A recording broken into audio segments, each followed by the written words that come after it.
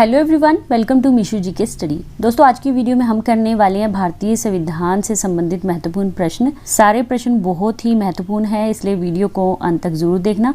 तो चलिए फिर आज की वीडियो स्टार्ट करते हैं। पहला प्रश्न है, स्वतंत्र भारत में राज्यसभा की पहली बैठक किस वर्ष हुई थी? ऑप्शन आप लोगों के सामने है और इस प्रश्न का सही उत्तर है बी, 1952 में।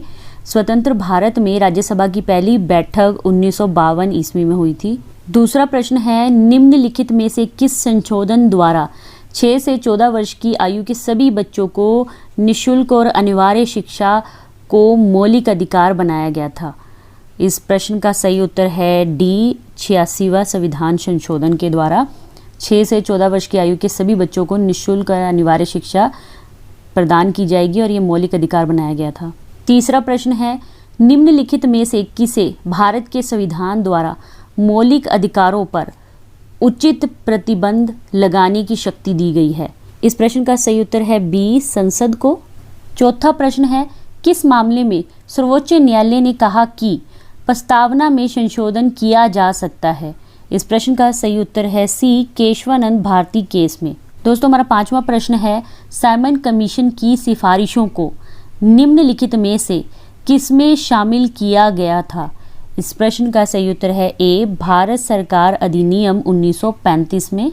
छठा प्रश्न है, मौलिक अधिकारों के संबंध में निम्नलिखित में से कौन सा कथन सत्य है? एक बार हम सारे ऑप्शन पढ़ेंगे। ऑप्शन ए, उन्हें निलंबित नहीं किया जा सकता। बी, उन्हें राष्ट्रपति की इच्छा पर निलंबित किया जा सकता है। सी, उन्हें प्रधानमंत्री के आदेश से निलंबित किया जा सकता है। डी, आपातकाल के दौरान उन्हें निलंबित किया जा सकता है। तो मौलिक अधिकारों के संबंध में कौन सा कथन सत्य है? इस प्रश्न का सही उत्तर है डी, आपातकाल के दौरान उन्हें निलंबित किया जा सकता है। सातवां प्रश्न है, राज्य के नीति निर्देशक सिद्धांतों को किस देश के संविधान से अपनाया गया है? तो दोस्तों, इस प्रश्न का सही उत्तर है डी, आयरलैंड के संविधान से। आठवां प्रश्न है, किस अनुच्छेद के अंतर्गत अस्पृश्यता का अंत कर दिया गया है? दोस्तों, इस प्रश्न का सही उत्तर है ए, अनुच्छेद 17 में। नौवां प्रश्न है, संविधान का कौन सा भाग संसद के संगठन, संरचना, अवधि, अधिकारियों, प्रक्रियाओं, विशेषाधिकारों, शक्तियों आदि से संबंधित है? इस प्रश्न का सही उत्तर है बी, भाग 5।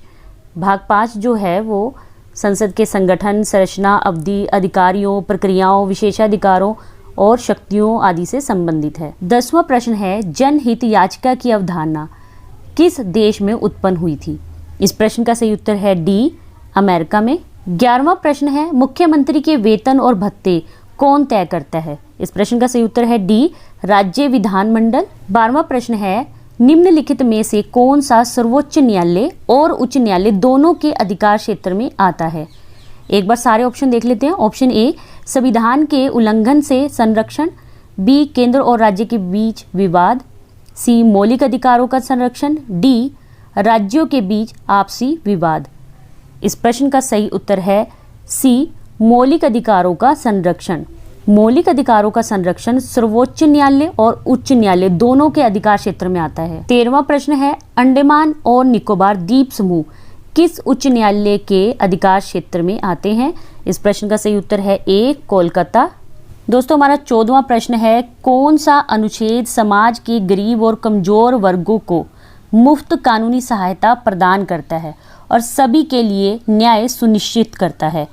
इस प्रश्न का सही उत्तर है सी, अनुच्छेद 39 ए। 15वां प्रश्न है, भारत के वित्त आयोग का गठन कौन करता है? इस प्रश्न का सही उत्तर है ए, राष्ट्रपति। 16वां प्रश्न है, निम्नलिखित में से किस अधिनियम के कारण राज्य सूचना आयोग का गठन हुआ? इस प्रश्न का सही उत्तर है ए, 2005 की सूचना का अधिकार अधिनियम के कारण राज्य सूचना आयोग का गठन हुआ। 17वां प्रश्न है, राज्य के महाधिवक्ता को हटाने का अधिकार किसे है? इस प्रश्न का सही उत्तर है सी, राज्यपाल को। 18वां प्रश्न है, निम्नलिखित में से किस भाषा को शास्त्रीय भाषा का दर्जा दिया गया है? कौन कौन सी भाषाएं हैं? तमिल, संस्कृत, कन्नड़, मलयालम। इन चारों भाषाओं में से किस भाषा को शास्त्रीय भाषा का दर्जा दिया गया है? दोस्तों, ऑप्शन देख लेते हैं। तो इस प्रश्न का सही उत्तर है डी, ये चारों भाषाओं को शास्त्रीय भाषा का दर्जा दिया गया है। तमिल भाषा को भी, संस्कृत को, कन्नड़ और मलयालम, इन चारों भाषाओं को शास्त्रीय भाषा का दर्जा दिया गया है। 19वां प्रश्न है, न्यूनतम मजदूरी अधिनियम किस वर्ष में अधिनियमित किया गया था? इस प्रश्न का सही उत्तर है ए 1948 को। 20वां प्रश्न है, निम्नलिखित में से किस संस्थान को बदलने के लिए नीति आयोग का गठन किया गया है? इस प्रश्न का सही उत्तर है सी योजना आयोग को। योजना आयोग को हटाकर ही नीति आयोग का गठन किया गया था। 21वां प्रश्न है, स्वतंत्र आधुनिक भारत के इतिहास में पहले गैर कांग्रेसी प्रधानमंत्री कौन थे? इस प्रश्न का सही उत्तर है ए मोरारजी देसाई। 22वां प्रश्न है, भारतीय राष्ट्रीय कांग्रेस के प्रथम अध्यक्ष कौन था? इस प्रश्न का सही उत्तर है ए व्योमेश चंद्र बैनर्जी। 23वां प्रश्न है, भारत की लोकसभा के प्रथम अध्यक्ष कौन थे? इस प्रश्न का सही उत्तर है D G.V.. Mavalankar. G.V.. Mavalankar Bharat की लोकसभा के प्रथम अध्यक्ष थे। 24वां प्रश्न है, प्रथम केंद्रीय विधानसभा का गठन कब किया गया था?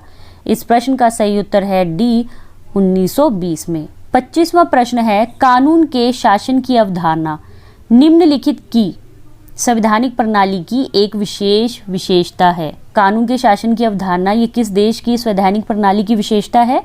इस प्रश्न का सही उत्तर है बी ब्रिटेन की। 26वां प्रश्न है, लोकप्रिय वीटो द्वारा संविधान में संशोधन की विधि कहाँ पाई जाती है? इस प्रश्न का सही उत्तर है बी स्विट्जरलैंड में। 27वां प्रश्न है, जमीनी स्तर का लोकतंत्र किससे संबंधित है? एक बार सारे ऑप्शन देख लेते हैं। ऑप्शन ए शक्तियों का हस्तांतरण, बी शक्तियों का विकेंद्रीयकरण, सी पंचायती राज व्यवस्था, डी उपरोक्त सभी। दोस्तों इस प्रश्न का सही उत्तर है डी उपरोक्त सभी। जमीनी स्तर का लोकतंत्र किससे संबंधित है? शक्तियों के हस्तांतरण से, शक्तियों के विकेंद्रीयकरण से, पंचायती राज व्यवस्था से। 28वां प्रश्न है, भारत सरकार अधिनियम 1935 किस पर आधारित था? इस प्रश्न का सही उत्तर है ए साइमन कमीशन पर। यह प्रश्न हम पहले भी कर चुके हैं। 29वां प्रश्न है, डॉक्टर बी.आर. अम्बेडकर ने किसे संविधान का हृदय और आत्मा कहा है? इस प्रश्न का सही उत्तर है सी स्वैधानिक उपचार का अधिकार संविधान का हृदय और आत्मा है, और यह कहा था डॉक्टर बी.आर. अम्बेडकर ने।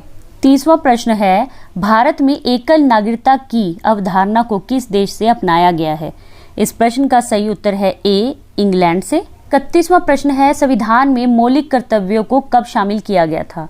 इस प्रश्न का सही उत्तर है बी 1976 को। 32वां प्रश्न है, प्रस्तावना के अनुसार अंतिम शक्ति किसके हाथों में होती है? इस प्रश्न का सही उत्तर है डी लोगों के हाथों में होती है। 33वां प्रश्न है, कौन सा मामला मौलिक अधिकारों से संबंधित है? इस प्रश्न का सही उत्तर है ए गोलकनाथ बनाम पंजाब राज्य। 34वां प्रश्न है, भारतीय संविधान के अनुसार संपत्ति का अधिकार कौन सा अधिकार है? इस प्रश्न का सही उत्तर है सी कानूनी अधिकार है।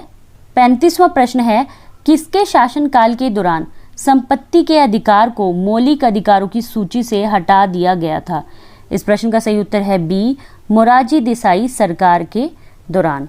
36वां प्रश्न है, लिखित नियमों का एक समूह जिसे किसी देश में रहने वाले सभी लोग द्वारा स्वीकार किया जाता है को क्या कहते हैं? इस प्रश्न का सही उत्तर है सी संविधान। 37वां प्रश्न है, भारत का संविधान सरकार की किस प्रणाली के साथ एक संप्रभु समाजवादी धर्मनिरपेक्ष लोकतांत्रिक गणराज्य है? इस प्रश्न का सही उत्तर है बी संसदीय। 38वां प्रश्न है, किस वर्ष कांग्रेस अध्यक्ष मोतीलाल नेहरू और बाकी के 8 कांग्रेस नेताओं ने भारतीय संविधान का प्रारूप तैयार किया था? इस प्रश्न का सही उत्तर है सी 1928 को। 39वां प्रश्न है, किसने उद्देश्य प्रस्ताव पेश किया था जिसको बाद में भारत के संविधान की प्रस्तावना के रूप में ग्रहण किया गया था? इस प्रश्न का सही उत्तर है बी पंडित जवाहरलाल नेहरू ने। कब किया था? 13 दिसंबर 1946 को। 40वां प्रश्न है, निम्नलिखित में से क्या भारतीय संविधान की प्रमुख विशेषताओं में से एक है? ऑप्शन देख लेते हैं। ऑप्शन ए निरंकुश सरकार, बी आश्रित न्यायपालिका, सी गैर धर्मनिरपेक्ष, डी संघवाद। इस प्रश्न का सही उत्तर है डी संघवाद। संघवाद भारतीय संविधान की प्रमुख विशेषताओं में से एक है। तो फ्रेंड्स, ये थे आज के टॉप 40 भारतीय संविधान से संबंधित प्रश्न। सारे प्रश्न बहुत ही इम्पॉर्टेंट थे। आशा करती हूँ कि आप लोगों को प्रश्न अच्छे लगे होंगे। अगर आप लोगों को प्रश्न अच्छे लगे तो प्लीज़ मुझे कमेंट करके फीडबैक जरूर दीजिए। वीडियो को लाइक और शेयर करना मत भूलिए। अगर चैनल पर नहीं हुए तो चैनल को सब्सक्राइब करना भी मत भूलना। मिलेंगे नेक्स्ट वीडियो में और भी बेहतरीन और महत्वपूर्ण प्रश्नों के साथ। ऐसे ही अपनी तैयारी करते रहिए। जय हिंद, जय भारत।